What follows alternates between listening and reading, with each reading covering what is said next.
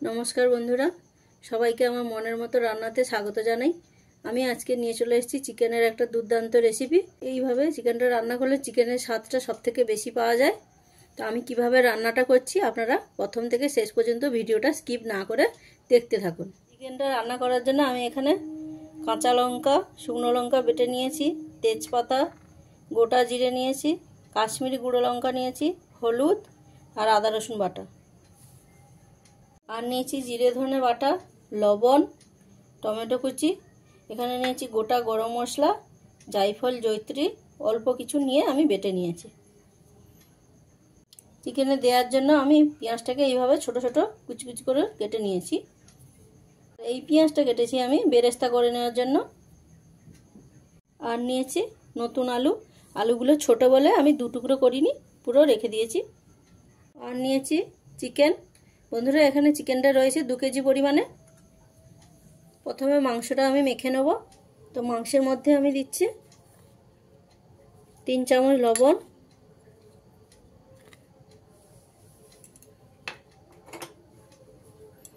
3 চামচ হলুদ,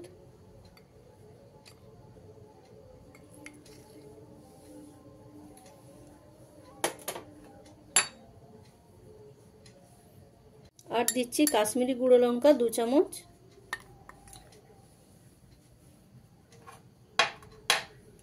দিচ্ছি আদা রসুন বাটা 3 চামচ,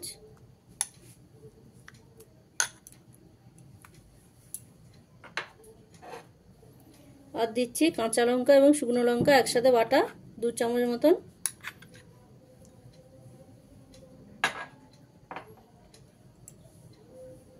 আর দিচ্ছি জিরে ধনে বাটা 3 চামচ,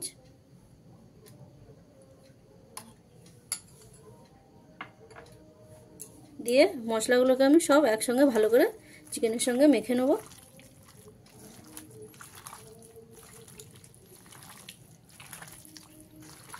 মশলাটা এইভাবে চিকেনের সঙ্গে ভালো করে মেখে নিয়ে আমি আধ ঘন্টার মতো রেস্টে রেখে দেবো।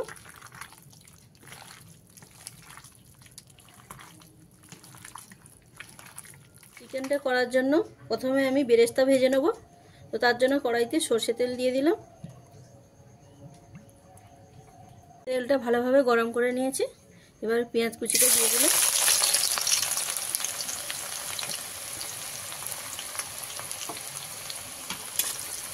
দিয়ে খুব ভালো করে লাল লাল করে আমি ভেজে নেব।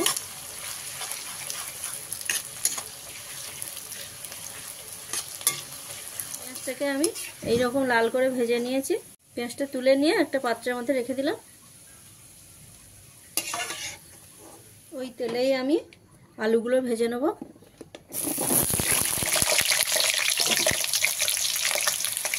আলুটা দিয়ে আলুর মধ্যে দিয়ে দিলাম 1 চামচ লবণ, 1 চামচ হলুদ গুঁড়ো,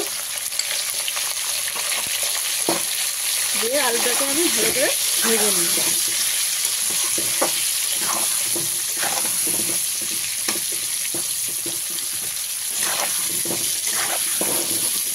আলুটাকে আমি লাল লাল করে ভেজে নিয়েছি। এবারে নামিয়ে নেব। এবারে ওই তেলের মধ্যে আমি দিয়ে দিলাম গোটা জিরে, তেজপাতা, দিয়ে একটু ভেজে নিয়ে এর মধ্যে পেঁয়াজটা দিয়ে দিলাম।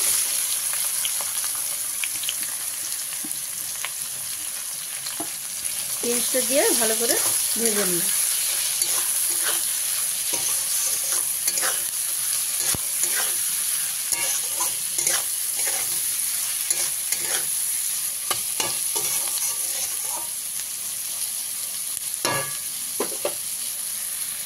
পেঁয়াজটা আমি এইভাবে ভালো করে লাল করে ভেজে নিয়েছি।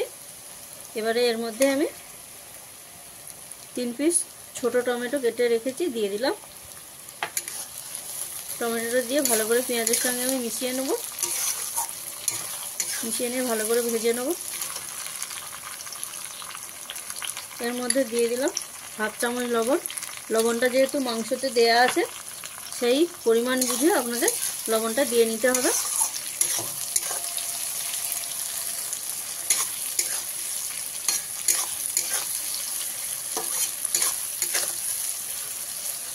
পেঁয়াজ আর টমেটোটা আমি খুব ভালো করে ভেজে নিয়েছি। এবারে আমি এর মধ্যে মাংসটা দিয়ে দেবো।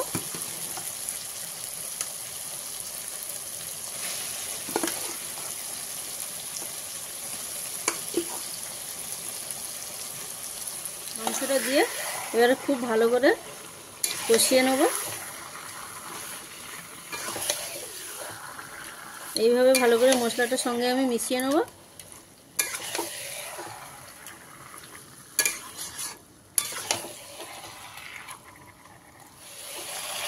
মাংসটা এইভাবে আমি ভালো করে কষিয়ে নিচ্ছি। তো যেসব বন্ধুরা আমার ভিডিওগুলো দেখছেন, আমার চ্যানেলটা সাবস্ক্রাইব করেননি, তাদের কাছে অনুরোধ রইল আমার চ্যানেলটা সাবস্ক্রাইব করার। মাংসটা কষছি, মাংসের মধ্যে থেকে এবার হালকা হালকা তেল ছাড়তে শুরু করেছে। এইভাবে ভালো করে আমি মাংসটাকে কষিয়ে নেব।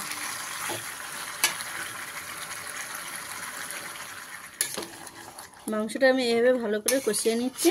তো আমি এখানে তেল মশলার পরিমাণটা বেশি দিয়েছি, আপনারা চাইলে তেল মশলার পরিমাণটা কমিয়ে নিতে পারেন। বা আমি এখানে কাঁচা লঙ্কা শুকনো লঙ্কা দুটোই বেটে দিয়েছি, আপনারা চাইলে শুধু শুকনো লঙ্কা দিয়ে করতে পারেন অথবা শুধু কাঁচা লঙ্কা দিয়েও করতে পারেন। আমি যেইভাবে মাংসটা রান্না করছি আপনারা সেইভাবে রান্না করবেন, দেখবেন ভালো লাগবে।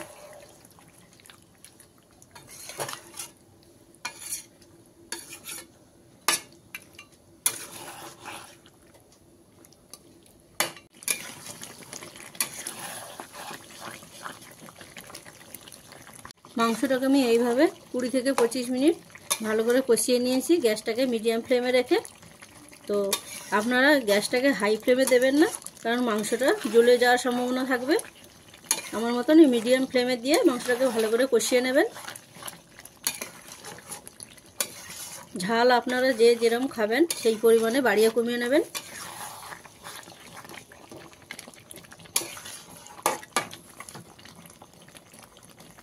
আমি এইভাবে ভালো করে চিকেনটাকে কষিয়ে নিয়েছি। মাংস থেকে সম্পূর্ণ তেল ছেড়ে দিয়েছে। যতক্ষণ না মাংস থেকে সম্পূর্ণ তেলটা ছাড়ছে আপনারা এইভাবে কষিয়ে নেবেন। মাংসটা আমার কষানো হয়ে গেছে।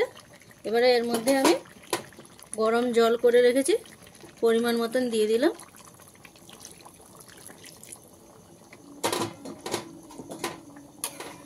আপনারাও জলটা গরম করে দিয়ে নেবেন, ঠান্ডা জলটা দেবেন না।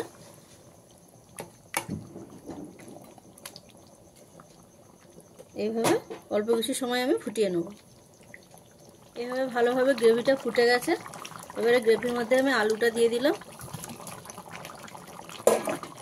আলুটা দিয়ে খুব ভালো করে মিশিয়ে নেব।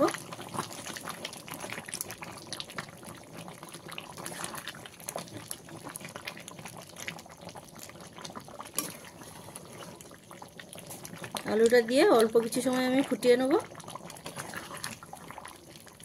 তা আমি যেভাবে রান্নাটা করলাম, যদি আপনাদের ভালো লেগে থাকে তাহলে আমাকে লাইক, সাবস্ক্রাইব এবং শেয়ার করবেন। আলুটা দিয়ে আমি অল্প সময় ফুটিয়ে নিয়েছি, আলুটাও সুন্দরভাবে সেদ্ধ হয়ে গেছে। তো আমি এবারে গরম মশলাটা এর মধ্যে দিয়ে দেবো।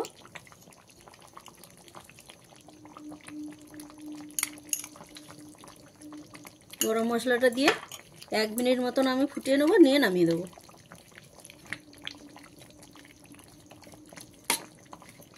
গরম মশলাটা দিয়ে আমি 1 মিনিট ফুটিয়ে নিয়েছি। এবারে চিকেনটা আমার রেডি হয়ে গেছে, নামিয়ে নিলাম। মাংসটা আমি নামিয়ে নিয়েছি। এবারে নামিয়ে নিয়ে বেরেস্তাটা এর উপরে ছড়িয়ে দেবো।